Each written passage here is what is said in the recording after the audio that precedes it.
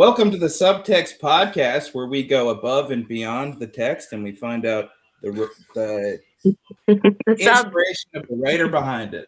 Oh, That's right. You did really good there, Mack. I appreciate That was awesome. Today we're going to talk to Fiona after I wake up. How you doing today, Fiona? Anything you want to? I'm doing good. I am off work today. I got to sleep in because my husband, I told him last night I wanted to sleep in, and he got up and he took care of everything this morning. So I got to sleep in. And yeah, so he got my son up and cooked him breakfast, which is just heating a breakfast frozen sandwich up in the microwave. But still, he still did it. Yeah, the dad breakfast. Yeah. So Fiona, tell us. That's what he eats in the morning. Listen, I'm all about living a functional life, and it's like a Jimmy Dean turkey sausage croissant. It's got cheese and protein. Oh, they're amazing. Yes. Yeah. They're amazing. Yeah. So Fiona, tell us a little bit about your background. When did you start writing, and what's your inspiration for writing? I know there's a lot of intimacy in your writing. Yeah. I've written all my life since I was a kid, but I didn't stick with it. I always enjoyed it. When I was in college, I thought about doing journalism, but I quickly switched to social work after I realized that's what I wanted to do. So I never really followed a path of writing. Every now and then I would start a blog, and then it would, after a couple of posts, it would just dissipate into the wild forever. And then end of 2024, me and my husband were going through a difficult time. I was frustrated at being like the only one trying in our relationship. And I was focusing so much on our relationship and trying to fix everything that I was neglecting myself. And so I made this commitment to myself at the end of 2024 that I was going to start living for me. And despite what happened in my marriage, I was going to be happy. And I told him that. And I was like, I'm going to find me and figure out me and make myself happy. And I want you to do the same. If we end up staying together, that's great. But I've got to figure out how to be happy. So I started writing about it on WordPress. And then I found Substack through a journalist. She always was on a podcast talking about her Substack, and I checked it out, and I read her, and then I realized very quickly there's just like regular people on here writing about their stuff. It's not just journalists. And then so I started like moving some of my blog posts over to Substack.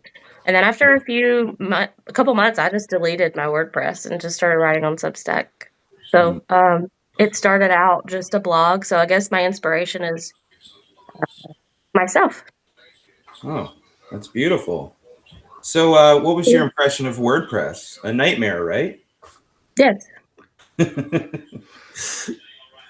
But I didn't, at that time, I didn't know that there was a place like Substack. I wasn't writing for anybody but myself. Right.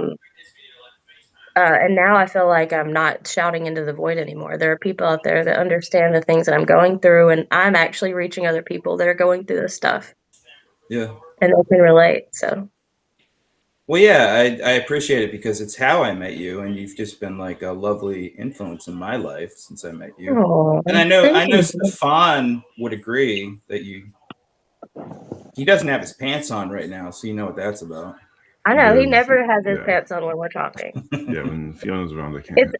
It's actually a rule that I established, and he follows it. Because he's good like that. Stefan, do you have any questions? Yeah. I have a whole list. I have like 17. Okay. I won't get through them all today.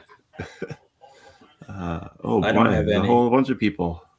Talking to Fiona today about her writing. Yep.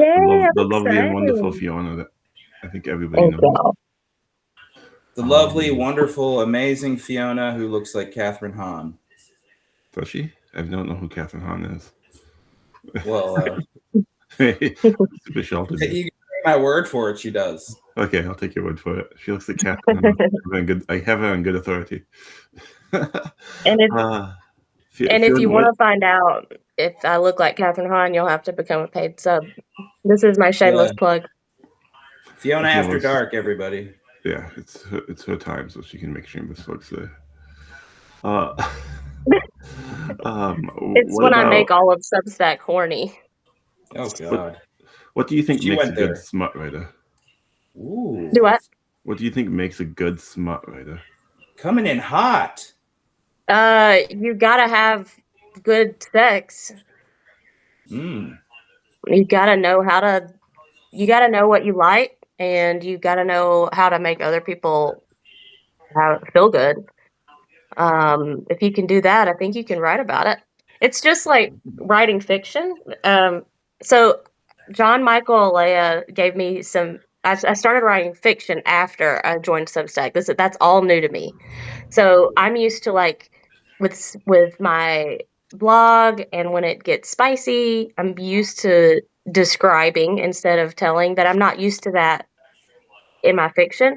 So when he gave me some feedback, and he was like, you need to show and not tell. So it's the same thing with smut. I feel like I do a great job with that with smut. Right. It's just describing it. It's like using I like to say wet words that like to describe. I don't like that, but yeah, I get it. I get it. Well, I mean, dry. You don't want to be dry, yeah, so it's like, yeah.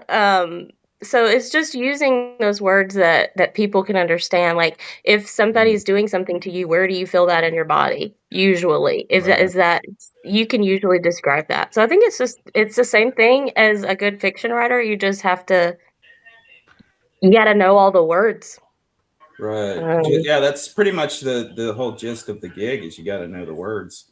But I've noticed in your writing, like a lot of smut, erotica, whatever word you will use. A lot of it, there's an absolute like immediacy, and I've noticed about yours that and this is not by any means an insult. It's slow and it's articulate, and it's like you get the impression of how you want to be loved. Do you think that's a theme, or am I overreading it? No, that's very much a theme in my life and in my marriage. It's where a lot of our frustrations come in because we're kind of unequally matched in that area. So I do always feel in need, and I think it comes out of my writing. Not necessarily that it's I need things more than a lot of people, and I always have. I've just been overly sexual my whole life. So I always feel in need. It never. My friends, they threw me a 30th birthday party 11 years ago, and they gave me a box full of words that describe me. And what my favorite one that my closest friend wrote was insatiable. So. Yeah, that's a great word. That's not one of my cringe words. Insatiable is a great word. Yeah. So. But just don't say moist. Hey, no, I don't like that word either. I did not mean that when I said a wet word. I did not mean that. Well, that's immediately where my brain went. That's the first word I think of when someone says that. No, just like you want to talk about, well, never mind. Just go read my we will unless you want some descriptive wet words. Yeah, let's wet words. Do you think that being known as a smart writer primarily influenced how your Substack has progressed over the months? Can I say something real quick? Mm-hmm. I was actually introduced to Fiona through Levy Road. Yeah, I think you're the only one. So I'm the only one? I think so. You might be. Levy Reed, yeah. Yeah, which is like a Southern Gothic ghost story. I just learned about that like last week. So when I first saw that, I immediately thought like William Faulkner. You have that kind of Ooh, narrative cadence, of the South, and thank it was you. Southern Gothic, and I just thought, wow, Thank this is somebody you. to follow. Oh, I Anyway, appreciate it. That makes me feel so good. Because a lot of people found me, they're like, oh, this is spicy. right. Oh, yeah, but that makes me feel so good. Yeah, I was teasing Stefan last night because he keeps calling me a smut writer. But I write I But so what do you write? I mean, what do you primarily write? You write smart. Like, I thought you well not for me. well so I primarily write about my husband and I and my life. So the blog, and then there is elements in the blog that are smutty, but it's between husband and wife or partner. To me it doesn't feel um to me it doesn't feel smutty, but I guess if Right. you're using the descriptive word, it would be smut. Um and then I didn't start putting any erotica on here that was fiction until I got paid subs, Mhm. who requested it. So that's where the fiction erotica comes in. Right. Um, but that's not really my thing. It's usually like I just came on here to blog. That was Yeah. and like talk about my life, talk about my Mhm. job, talk about my family. And then the fiction stuff just kind of came later, but I'm absolutely loving it. It's so much Yeah. fun. Levy is a part of me now, and Mhm. just even the flash fiction stuff that I do for paid subs that they request, Yeah. those have been so fun. And Mhm. yeah. So no, I don't think I'm primarily a smut writer. I think I like to spice up my writing. So you Right. think you're blaming me for that classification? No, you're not the only one. You're not the only one. Like somebody restacked a Levy post the other day, and I guess just assumed that it was gonna have a bunch of sex in it, and so they restacked it and was like, "Ooh, spicy." And I was like, "This isn't spicy at all." And they're like, "Oh, I guess I just assumed it was." And I was like, "Well, why don't you read it?" Yeah. Read for the context before you restack. Yeah. That's a I good think so. rule of thumb in general for anybody on Substack. Actually, read the piece before you restack because you don't know what's in there. Yep. Yeah. Okay, So I just I won't make you answer any more smart questions today. no, that's not no, you're fine. I do write spicy, and I really love the spice that I do write about. Right. I think it's well received and it's fun, so I really enjoy it. But Do you think that Yeah. I just spiciness translates to your non-smart? um, so it's been easy to kind of keep it out of my fiction story, but I feel like Levy is such a big part of me. She's gonna end up having a I don't know. She's not really focusing on that right now, and it's been kind of easy to keep it out of it. Um, but sometimes, it it depends. A little bit maybe, but I try unless I give a warning at the beginning of my post, I try not to include it too much. Yeah. So, what are your literary influences? Like, who do you love to read? Who's had the biggest impact on you? As far as my own personal writing goes, and the rawness and the kind of frankness that I write about, that people are like, "Wow, you put that out there." Mhm. Because most people, when they write that sentence out, they'd probably delete it. Yeah. That was Miranda July. I found her kind of Mm. after I started reading Substack through the book All Fours. I actually got it right here. Um, Yeah, I by know a Mir- little bit. I know a little bit about her. Why does you reading the book called All Fours make me happy? so it's about Stefan, behave.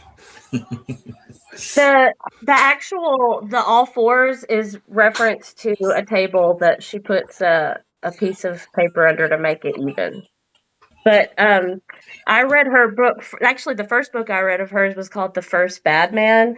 And there was a line in there where she's like describing what she wants to do to this woman. And it was so like things that people don't say out loud. like their inner thoughts. She was just putting that out there on the page. And this whole story was written about this person that's terribly flawed. And it's like all of this, it's crazy. And I was like, oh my God, I want to write like this. I want to say the things that people are afraid to say and that make people go, oh my God, did she just say that? Like when in this actual, that's a different book. This is also a good book. I used to be a miserable fuck. Yeah. That is a great book. Have you read Unfuck Yourself? No, I want to though. You definitely should. Scott, not that you're fucked, but No, I am. I there's a lot of stuff I could unfuck in my life. Hi, Corey. Yeah. Hey, Corey. Is it Sky for Nightlore? I think that's his name, right? Yes, Sky. I'm way behind on my chat. I am tired. I didn't get much sleep last night. James says, from his point of view, I write smart like watching sea beams glitter in the dark near town has a gate. I don't know. I don't know the reference, so I'll leave it to Fiona to know that.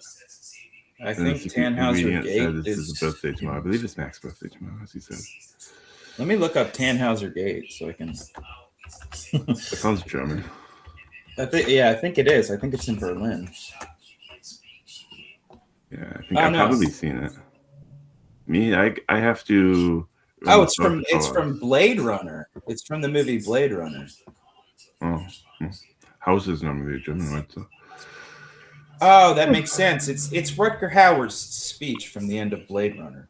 Ah. I don't know if anyone here has seen Blade Runner. I have.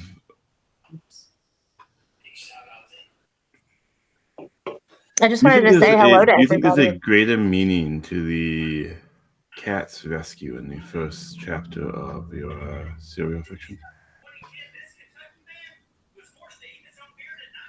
Am I going to get another one of these where the person I'm asking questions about doesn't know what I'm talking about? I added the cat to give her personality, and because I can't have a cat anymore because my son's allergic, and I wanted her to have a cat. I didn't.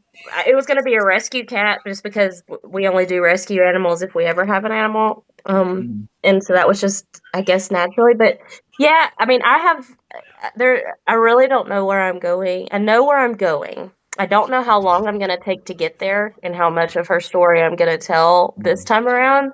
I'm thinking about doing a second one there's some ideas that are forming as I'm going. So I may not reveal everything about her life in the first book. So yeah, it may, the cat comes, he's in later chapters. He can see the ghost, later. So, he's part of it. So I don't know.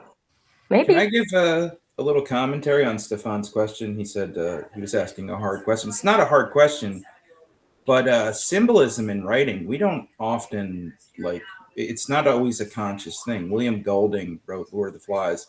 He didn't know all that symbolism was going in there. I mean, he had one symbol, which was the boar's head, which stood for the devil, and then the rest just spiraled out from there. So sometimes people don't know the symbolism that's in their work, and it's about perspective too, interpretation. Yeah, I don't necessarily. It's a great question, though. I mean, yeah, it is a great question. I guess I don't use a lot of symbolism in my writing. I'm just a very descriptive writer. Right.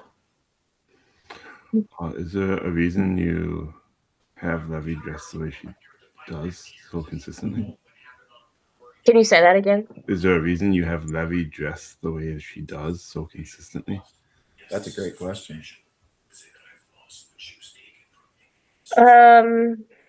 Where she's dressed.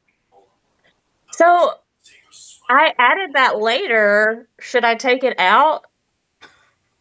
To me, it seems like indirect characterizization. That's what I was doing. I was just trying to give her some. Is that you disagreeing with me because you want to answer? Yeah, it might be the. I'm new to all. I really I'm not trained at writing. I've never taken a writing class since college, and I just added that because oh my God, nobody really knows what she's wearing, And, like, I kinda wanna give her a descriptor, like, talk about her hair, like, what she looks like, 'cause I had gone through 12 chapters without giving her any sort of, like, descriptive look, and so that's why I went back to, like, describe her a little bit, but, yeah, I would love some feedback on how to do that better. So, A lot is of there writers. a? Oops, sorry. You can go. A lot of writers do something called the Bart Simpson effect, where they do dress their character in the same clothes, so there's consistency throughout the entire narrative. Like the Jack Reacher novels, always, jeans and a flannel shirt, so you immediately know the archetype. So there's something to that. Is there a? Was it? Well, specifically, I wanted to Does know she about keep dressing like the Red Hot Chili Peppers T-shirt. The Red Hot Chili Peppers t-shirt, they're one of my favorite bands. They're one of my son's favorite bands, and I just wanted her to have a band t-shirt on. So I just picked no, it. And it's gonna be dark, and I wanted her to be hot. So band t-shirts are usually black. She's gonna be somebody that doesn't know how to dress for bike riding. That was important. Like, she's a new biker, so she's not gonna have on the right gear. She's not gonna be prepared. Mm. And it's hot Very outside. Cool. So let me ask you about that. Why the Red Hot Chili Peppers, and why are you wrong?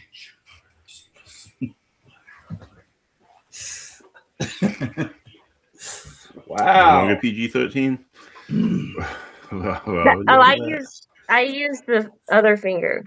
So that was good then. Yeah, that was just an optical illusion. Yeah. I know not everybody has as good as taste as me, Mack, but I don't know. I've always loved them. What's wrong with them? No, I actually like them. I have a problem with Anthony Kiedis, the lead singer, but the music is good. The song lyrics are amazing. Is there something do I need to go do research? No, it's just that he's kind of a weirdo. Like, not well. Yeah, I'm not gonna comment on that. I was about to say I like weirdos. We were gonna watch the documentary. Right. I'm not gonna speculate on it, but he's got some red flags. Ooh, okay. From watching the documentary? You will probably see the red flags in the documentary, yes. Okay. Well, then maybe I'll change my Red Hot Chili Pepper shirt that Levy's wearing after if I. But it wasn't. There was no symbolism. It was just a band T-shirt, and it had to be dark. Is there a metaphor in her stiffness? Yeah, she's metaphor. No, but I don't think so. Just should I be writing metaphors? You do a lot of weird things that for not having meaning in any of it. Well, I think it does. I think it has a deeper psychological meaning to it, and she just doesn't know what it is. Right? Yeah. Do you think that stiffness is a metaphor for her life in Alabama? Whoa, that's oh yeah. Damn, Stefan. Both barrels. No, I think that it's more. What I'm trying to do is kind of just like, I want to make a relatable character, and when I ride bikes, and I'm not trained, and when I'm riding a long bike trail after I haven't ridden in a while, I'm hurting. So I was just trying to kind of make her relatable. There's really nothing metaphor. I really do not do any metaphors or symbolism. Maybe I should. As Mack said, sometimes it can be unintentional, and you don't see it until after the fact. That's why I like asking this. Yeah, I mean, maybe we can. Maybe if I can figure out how to. I don't know. Yeah, I think she's just. It's like like I said, she's she's a mixture of like me and who I am and who I want to be as a person. So what part of her is the who you want to be? Her independence. Like, I'm kind of like living vicariously through her and her life, and being single. not who I want to be. I wouldn't trade my life, but it's like a part of me craves that being alone and being out there in the world alone. But I would never trade that for my son is the most important thing to me. So but it's just like that. You have a wandering instinct. Yes. Yeah. So yeah. Mack, do you have anything? I feel like she needs a break from my questions. Oh, from your grilling? Yes. Maybe yeah, my grilling. I feel like she needs a break from that. Let me think for a second. I already asked you what your influences were, right? Who's somebody that inspires you? Yeah, Miranda's alive. Who's somebody that initially inspired you to write?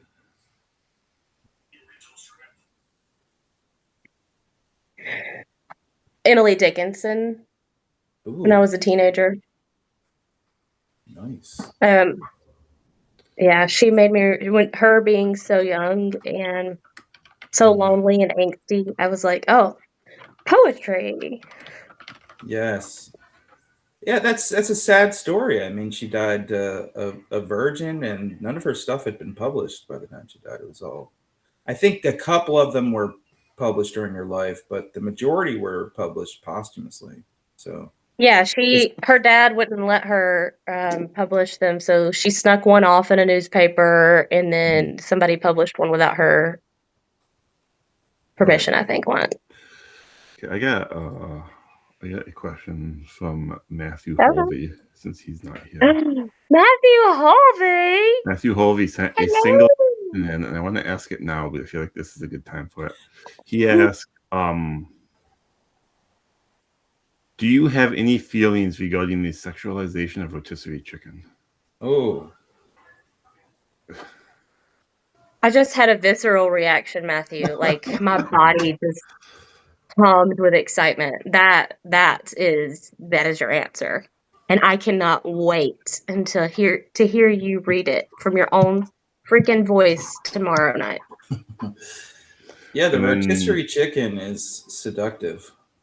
Ooh, it's so juicy. It's wet.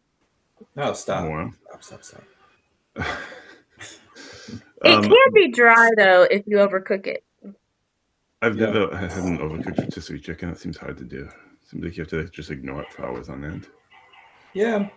I think that's like you have to leave it out overnight for it to get stringy. Yeah, for it to get really dry, you have to leave it out for a long time. Becky Hayward wanted me to ask, can you tell us more about the significance, if any, behind your pen name, Fiona Bridges? Oh. I think Bridges, I liked the fact that it's a connector word. I like connecting people. Which you're very good at. Thank you. And Fiona's kind of it's cute and sexy, you know? It's not a stripper name, but it's still fun. Yeah. Have you read? Good question, Becky. Have you read any popular erotica like Colleen Hoover, or you read Verity or anything like that? Yes. Yeah. I like. So there's a few, not a whole lot. So I started a book club a couple of years ago that I don't go to anymore, but I was introduced to a lot of this like fantasy smut stuff. It was all right. Like there's a couple of them I was like, oh, that's fun.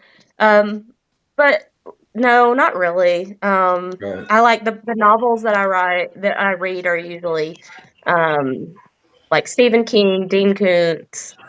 Right. I told you, I think somebody asked last night, Dungeon Crawler Carl. That's by Matt Denneman. He is, oh my gosh. It's like, so Those fun. That's a great series. So fun.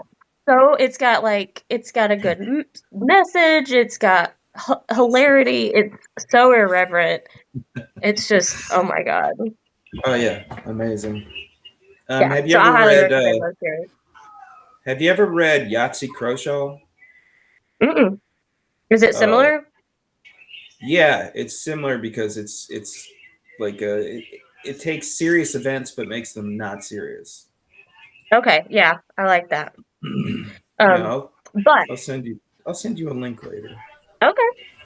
So I actually do have a published smut writer that I do like, and that is, I think her name is Navessa Allen, and she writes Caught Up and something. I can't remember what her second one is. I didn't enjoy the second one, but she writes a lot about. She was the first published smut writer that I found that writes about the brat kink, Right. which I really connect with. I am a brat through and through, and that book, I love it. I wanted my husband to read it. Like, please read this so you'll know me. Right. So yeah, but there's not a lot of people who write about that, especially to get published and that you can get at Target. It's just Right. like right there, and there's stalking in it. There's murder. There's so many like triggering things in it, but it's Right. right there at Target. You can get it. You know what's most triggering for me is Amish erotica. Oh boy. That Oh is boy. so Oh boy. interesting. Maybe it's time we move on. Yeah, let's go on to Stefan's next question. His next banger. I have another one from Becky Hayward. She asks, I noticed you do a lot of collabs. Why haven't you done one with Stefan? Ooh. Yeah, Becky asked this. Stefan has not asked me to do a collab, but I would so be willing to do a collab with Stefan. Right here, right now. It just happened. It just happened. You guys are collabing. It just happened. I am really behind on my paid sub flash fiction, so I have not been doing a lot of collabs. The last one I did was with Miles Hack, which was really fun, but it kind of happened on accident because when I asked him what he wanted to do, he was like, a collab. so we did it and it was fun. So that was the last collab that I did, but I love them. They're so much fun. And I did one with Sarah. But it's a lot, like, to commit. Like, it's not that the other person is a lot. I feel like I'm letting that other person down if I don't have the time and energy to put into it. So I just have been behind on getting any collabs done. I'm trying to read and write what I can, and I don't want to let anybody down. So, when you write, do you purposely alternate the lengths of your sentences based on the mood of the writing? I didn't hear you. Do you purposely alternate the length of your sentences based on the mood of your writing? An example would be alternating the long flowing sentences with multiple commas during the bike ride in serial fiction, and then the transition to shorter sentences later on during the tense scene. Yeah, is that a conscious decision? Yeah, I think that's just the way my writing flows. Like, as I'm writing, I'm trying to feel like what the feeling is in what I'm writing. And sometimes what I want the reader to convey, I want them to just pause a break. So, like, sometimes I'll just do that because I want the reader to pause, and let it sit for a second and then read the next line instead of just boom, boom, boom, boom. So yeah, that's conscious. Maybe unconscious, but also it's just the flow of my writing. So, what is your editing process like? Does that all come out? Like, some people, when they write, they come out perfect the first time. I don't know how it's possible, but what is your writing process like? Like, how many drafts do you do? So I usually write. I think I've talked about it before. I get in these writing bubbles that I can't get out of, and so I will be in a writing bubble for like 3 hours, and I'll come out of it and I'll be hungry and tired and sick because I didn't take care of my body. ADHD at its finest. And then I'm like, publish. Right. And then I go, oh, I should have edited that. And Yeah, so the first email that goes to everybody is going to be full of errors, full of maybe some inconsistencies, but mostly just like maybe I forgot to add something or I spelled something wrong. So that's like my blog stuff. I will usually go and read it and edit it 5 times after I've already published it. And Yeah. I'll read like something 2 months later and I have missed a spelling error and I'll go back and edit it. I love when I wake up to people DMing me about the spelling errors of my grammar. Nobody does that. Thank God. Nobody has ever done that to me. I had two Because I know that yesterday. they're there. But I think they're just too turned on by my writing to complain about the spelling errors. Yeah, I think that's part of it. I think when you write smut, it's you're not thinking about spelling errors. You're not saying, oh, she dangled a participle. Maybe she did in the story, but not in the sentence. I got that. Dangling.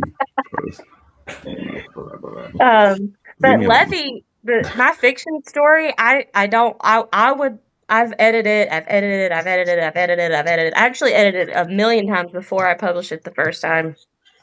It was helpful. And then I do appreciate your correcting calling out my spelling errors DMs.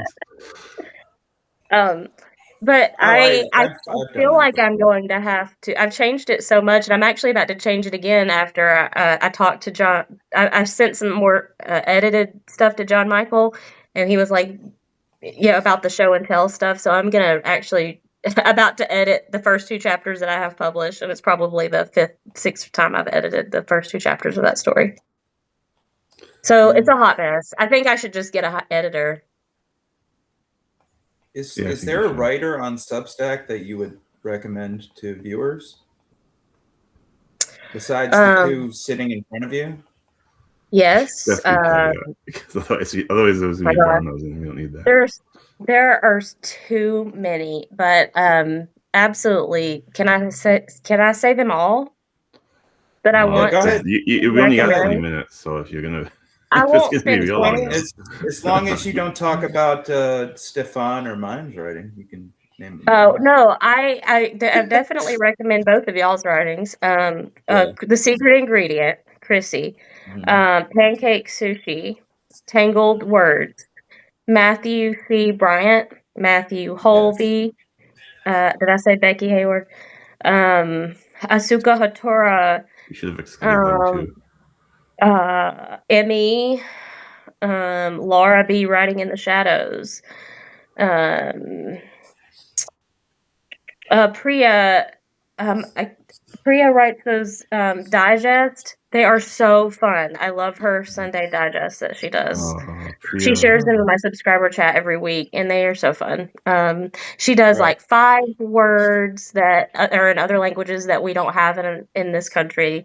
And like what they mean. She does a poem, a story, a painting, and then like gives some challenges out for other people. I love that. The Begrudging Dispatch.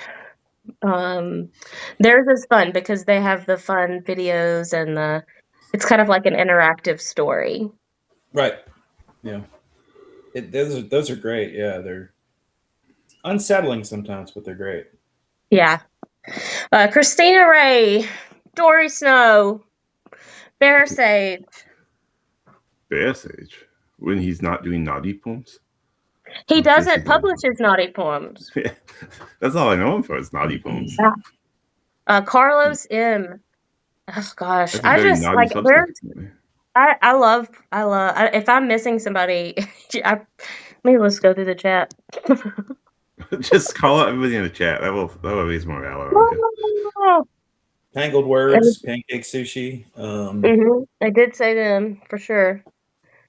Sky, I love Sky. Yeah. Corey. Yeah, Corey. Yeah, Corey's a great writer. Elijah. Oh my gosh, Elijah Weston writes amazing stuff. Labyrinthia Mythweaver. The In Between. I think you have the entire list of everybody. Oh, Ira. Subscribe to. Ira Robinson. Oh my gosh, amazing. Oh, what do you think of the portrait he did for you? It's beautiful. Beautiful. It's on my profile pic. If y'all haven't seen it.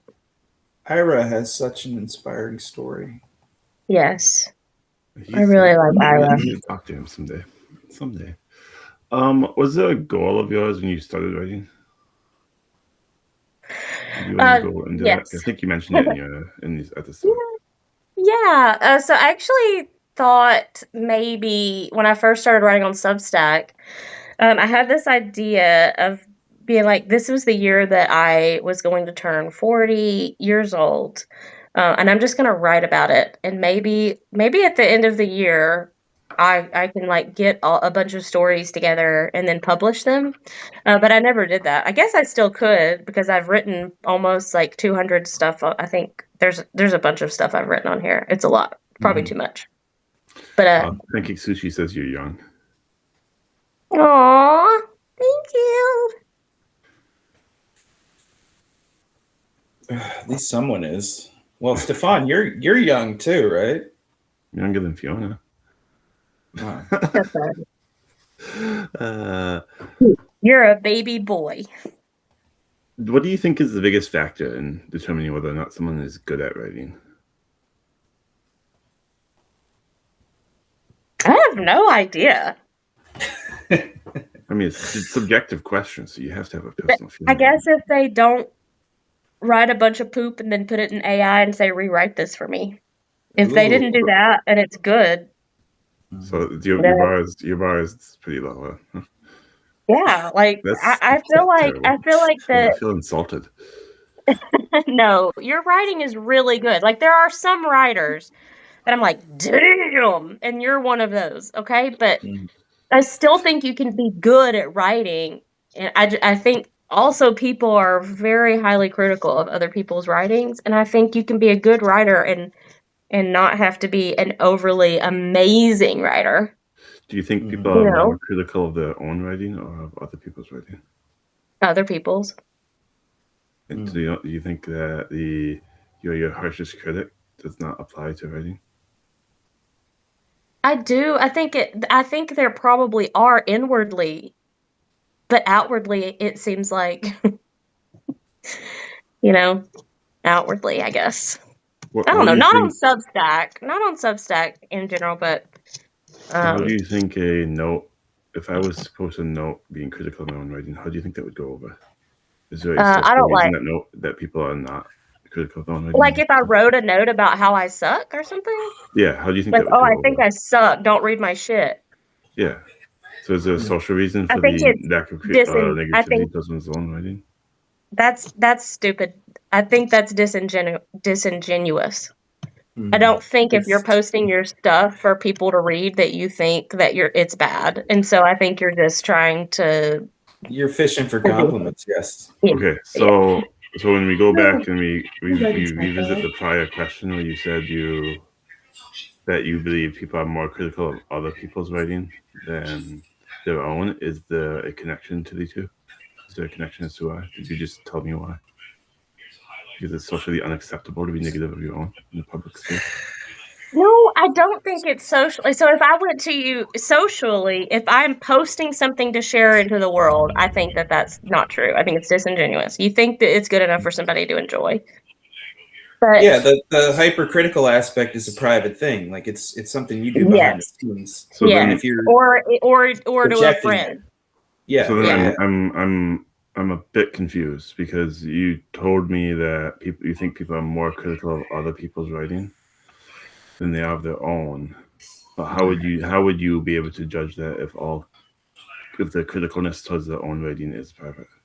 I don't know. I'm just bullshitting.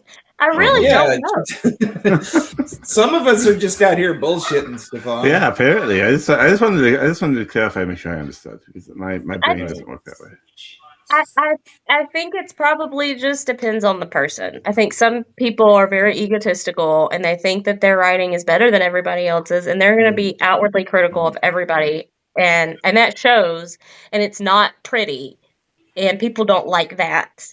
And I think, but I think also there's some people who are like that about themselves. Like, this is awful. I can't write. There are people that come on my post and like, I wish I could write like this, or I wish I could share the things that people are sharing on here. And I'm like, you can do it. But I think that kind of stuff is more real than here's my stuff. It sucks. Do you think the AI fears have made this worse? That people are more critical because of the fear that people are using AI right or wrong. I think that there's more people that are more sensitive about it. I think AI definitely has clouded people. I think it can be used to sling mud. And I think most people can, if you know how to write, you can tell. Right. Also, it just reads every single thing out there. If you really, if it's gonna look just like the next post, but it's gonna have all the same formats, if not this, but that. It's constant. Oh, can you think of a different sentence structure so we don't think it's AI? But some people, I understand. You have to use AI to help. And there are people who I know write in other languages who filter that through, or Mack was saying, some people need aides who can't write on their own. They do need some assistance. I need assistance with AI because I'm not trained, and sometimes I need to be is this the correct way to say the sentence? So Well, I think it can you took that deeper than I wanted. Can I make a little bit of a clarifying statement? Yeah. The AI actually replicates academic writing, and it's very good at doing academic writing. So anybody who's an academic writer is in danger of being accused of using AI. Yes. You can't just throw random accusations out there because you don't really know. There's no way. Agree. And that's what my point was. I don't care enough to say it. And if I enjoyed that piece and you put it out there and it ended up being AI, you put a piece out there that was interesting and entertained me. And I'm not going to if I liked it, I'm going to share it. If somebody comes back and says, oh, that was AI, I'm going to say, I don't care. My question is more about, do you think the people's obsession with AI and writing increases the negativity towards other people's writing? Yes. Oh, okay. That's all. I didn't mean to to lead you off on a tangent. I was merely asking. I think people are focusing on the wrong things. I think that they can if they focused on their own house, then their life would be better. And I think people should just stop worrying about what other people are doing. Yeah. Cool. When you started writing, did you have a goal to encourage people to talk more openly about sex or intimacy? I love that. Yes, thank you. That is something that's very important to me. I feel like our country as a whole, we're getting better, but we're so closed off, especially when we talk to young people and young men and women about sex. And I think it causes more problems in life when we don't talk about it. People have more fear around their identity if they don't feel comfortable talking about it. Is this weird? Am I weird? I love writing and sharing all those things that I think make me feel weird, because I know that there's somebody out there that, probably had something weird, something even crazier. So I think I wrote a blog post about how I had a fantasy when I was 11 about the devil. And how, that it was something that was personal to me. But there's so many people that are afraid to talk about those moments and those situations. And then you have women and men growing up with all kinds of issues. And so yes, Pancake Sushi asks, when are you going to make more ghost stories? Well, I'm currently writing, you mean flash fiction or in my serial? I'll be right back, guys. Just 1 second. Right back. Oh. Mack has left us here. There's a mouse in my house. I'm gonna get it outside.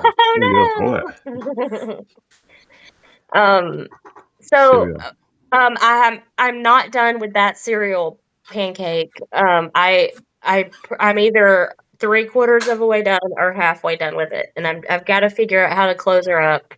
I've got some story left to tell. It's not done yet, so I'm still working on her. I can't do multiple serials. I think the flash fictions for my paid subs and the serial is enough. So I'm just gonna to focus on that for right now. But stay tuned because I should be getting another chapter written in the next couple weeks. Do you believe in ghosts? Yes. What do you think of Ouija boards? I grew up in the church, very Pentecostal, very every you can't even think about a devil because they might enter your brain. Like it's just like don't open yourself up to that stuff. As I've gotten older, I don't care as much. Like I'm not as judgmental about it. But I know like Tangled Words, Rev, we were talking about it. We were maybe doing a live where she pulled out a Ouija board, and I was like, hello. And then she was even like, yeah, some people even they still have these negative experiences. So I don't think I would ever do it because there are people who do have such negative experiences with it. I don't want that to be me. Mm-hmm. I don't. If a ghost wants to show themselves to me, that's fine. I don't want to go looking for them. When Rev asked me to do that seance, I was terrified. Honestly, I was terrified. I love her so much. She's so fun. She's great. Do you want to talk about your job and what it means to you? Mm-hmm. I'm a social worker, a hospital social worker. I just switched to behavioral health, and I've only been in there 2 days. So yesterday I did defense training so that I can keep myself from being beat up by psychiatric patients when they go crazy. So that's going to be fun.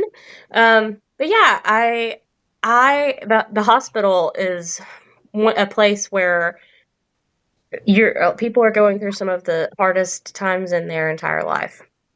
Right. Their loved ones are dying or they're really sick.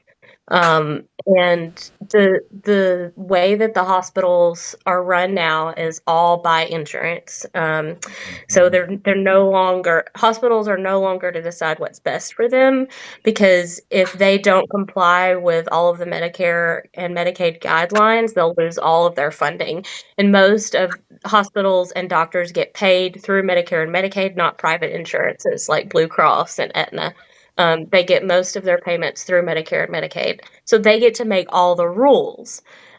So we're going to eventually be on one large hospital system making all the rules, and it's going to get worse.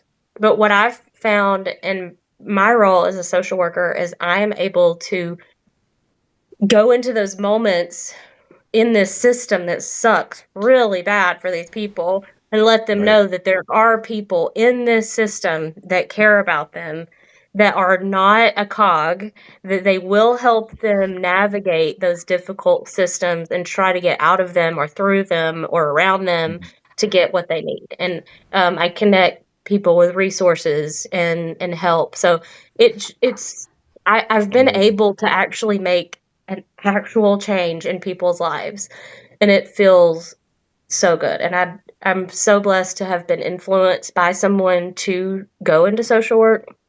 And I highly recommend it if you love people. There are so many opportunities to serve people in the social worker, not just in the hospital. Well, I have an interesting question. It's been running through my brain. Do you struggle with the ethics of care, which are you can't get emotionally involved? Do you ever struggle with that? No, I'm very good at compartmentalizing. You have to be. You have to be able to leave it at work. Unfortunately, I will say, I struggle. I can come home at the end of the day and not carry all of my patients home with me. I can let it go because if I didn't, it would weigh me down.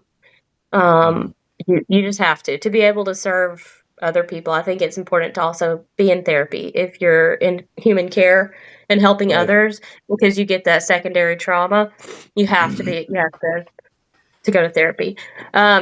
But yes, I think it definitely influenced my last position, which was I had been promoted to a leadership position Right. where I was more closely involved with the politics of the Mm. hospital system and navigating that and navigating government systems and people that are a part of those systems.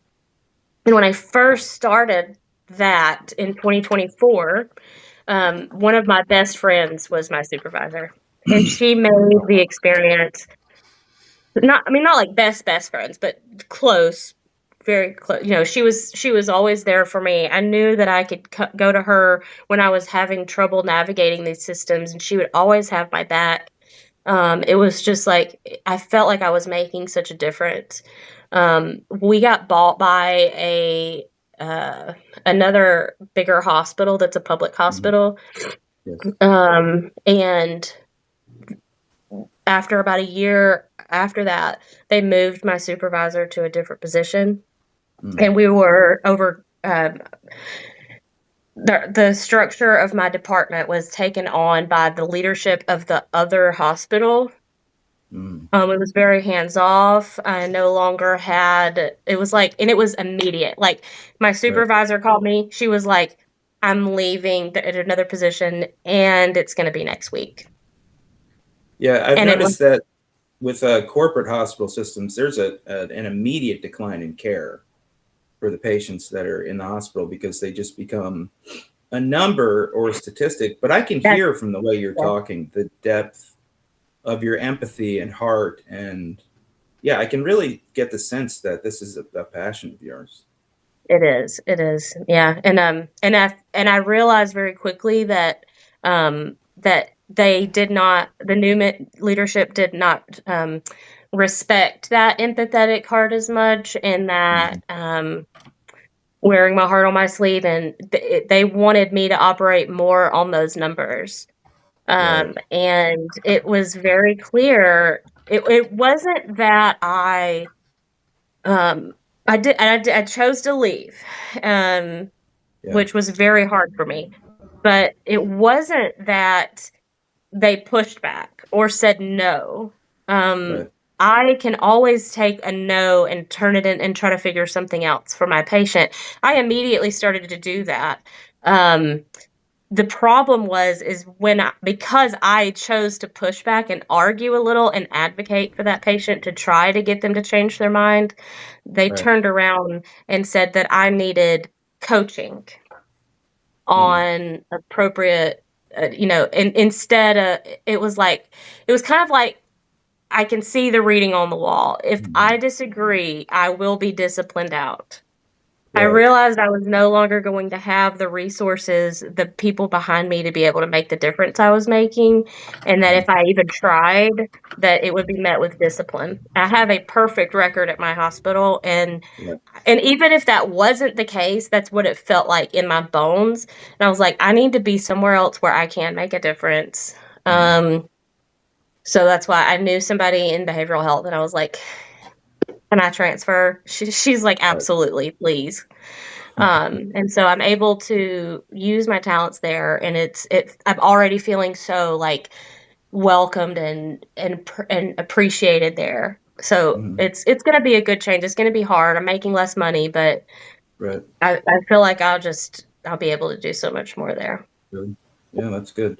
Do you think sometimes they can adhere too rigidly to the ethics of care, like completely dehumanize the person? Because that's been a major problem in the ethics of care, is that at what point does it become dehumanization, Yeah, I do. I feel like it's all hospitals now. I mean, before the takeover, I felt like we had something so special. We were a Catholic hospital. I'm giving away a lot, but it was charity. It was all about the Sisters of Charity and Saint Vincent de Paul. And it was. I'm getting a little emotional, but you're making me emotional, so you're fine. Go ahead, get emotional. I lack the ability to be emotional. It's a safe space, but we love you, Stefan. Yeah. I do love you, Stefan. I feel like before we were bought, I had this goal to retire from that company. It's a national company, but they still have that mission that was so important. And I was like, this is something I could be a part of forever. I can go, if I decide to leave Alabama, I can go to another state and transfer. And I can still be a part of this system that I love so much. And I just feel like that was taken away. And a lot of us feel like that at the hospital. But it's just, and I know that it's just the way that it's going, and all of these smaller local hospitals that care so much for their patients, they're just not going to exist anymore. Yeah, you have to. It's so raw because it's a compassionless system, and we need so much more compassion in the world. Sorry about that. Anything from the audience? Don't apologize at all. I mean, yeah, don't there's no need to apologize. apologize. You're not the first person to cry on stream. Yeah. You won't be the last, I'm sure. Is there anything from the audience? Any questions from the audience, guys, for Fiona? Do you just want to talk about Fiona, do you want to talk briefly about the fulfillment you get from your job? Oh, this is why we love Stefan. Yeah, I think that in general, people, it's so important to give back to other people and to live a life outside of yourself. And a lot of people can't do that in their job. So they don't really have a lot of opportunities to do it outside of their job. Right. I feel like I'm so blessed to be able to constantly be giving back all day long and being selfless and emptying myself to other people. It's something that I think is important to mental health, to sobriety, to just life in general, is serving others, being in service to others. And that's what's fulfilling about my job. I get to do it and I get paid. And I don't have to, I still, do other things to help others, but it's just, it's at least every day I'm in service to somebody else. I have to put myself outside of myself. Well, I've noticed that on here, you're not making like crazy bank on here. I don't know anyone that is really, but you do connect people and you try to be an arbiter for stuff that's happening. And I've always admired that about you. That's why, I would call you absolutely 100% my friend, because you are. Thank you, Mack. You are too. I appreciate that. And Stefan as well. I've enjoyed getting to know y'all so much on here. Thank you for making me cry. You're okay. You can't see it, but I have tears in my eyes, so you're good. You're in good company. You can't really see mine either. I have crocodile tears. Because of the mask. Man, maybe I should do the crying camera. I'd get more subscribers if I cried tears.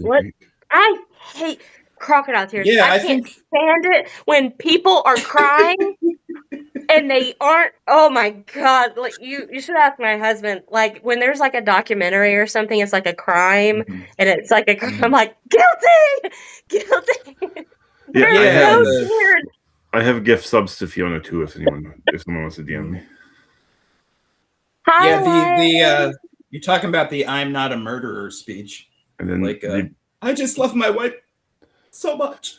The begrudging dispatch says so over exaggerated. You're like guilty. The begrudging dispatch says if you're circling the paid tier for Fiona, that he has gift subs that have not been assigned yet. Yeah, I sent out all my gift subs to Fiona. So yeah, I think I have 1 or 2 left too. But if there's nothing from the audience, we are a little bit over time already. So, Fiona, any last words? No, I just appreciate y'all so much for having me on. This was really fun. I can't believe 40 people showed up. This is fun, and we had kind of a Barbara Walters moment, Like, I don't know what you mean, Elias. I can help you if you DM me a problem. I think it just automatically does it unless you turn it off. Elias is normally on the app. He's not used to using the browser. This is something new, so we got to help him with the browser stuff. I have no idea how to do it on the app. I don't have the app. He can use the browser. We just got to show him. Yeah, Ilias is slowly entering the 21st century. Yeah. he's a wild guy. Okay. Oh, he's one of my favorite writers too. I forgot to say that. Love you too, Teddy. Yeah. Elias is somebody I would highly recommend on here. Very great writer. Thank you, Fiona, for hanging out with me. Thank you. And thank you, Mack, for stepping in. Well, it wasn't short notice at the time, but thank you for coming and helping me. Well, I'm glad to do it. I'd be happy to do it again. I don't have as beautiful hair as Matthew, but no one has as beautiful hair as Matthew. Yeah, it's impossible. You just can't. Everybody is intimidated by that man's hair. Thank you, everybody, for coming. Next week, we're going to talk to Andrea. I think I have Becky Hayward as a co-host last week. Otherwise, maybe Fiona will fill in if we don't have anyone. I would love to fill in. And also, I have a question. If Matthew and Becky were too afraid to come on to talk to me about smut. That's very possible. And the 15th is Andrea. The 18th on Saturday night, we're going to talk to the wonderful and mysterious Labyrinthian Mythweaver. Ooh, that's good. And then on the 22nd, we're going to talk to a person with a doctorate in autism. She's an autism specialist, so she's going to talk about me. Oh, and I'm amazing! So that's coming up. If people okay, what is that? The 22nd for the autism, the 18th. Oh, that is so cool. And the 18th for Labyrinth. Yeah. Awesome. So, okay. I'll be here. I'm always here. If you're in the audience and you want to come talk to to us one day, we're scheduling in September at the moment. So just DM me and I'll put you on the schedule. Highly recommend. Yeah, it's fun. It's always fun doing this. Thank you guys for joining us on Subtext. The only podcast about Substack, unless you go looking anywhere else. Yeah, unless you go looking for it, then you can find a whole bunch. Okay. Bye, everyone.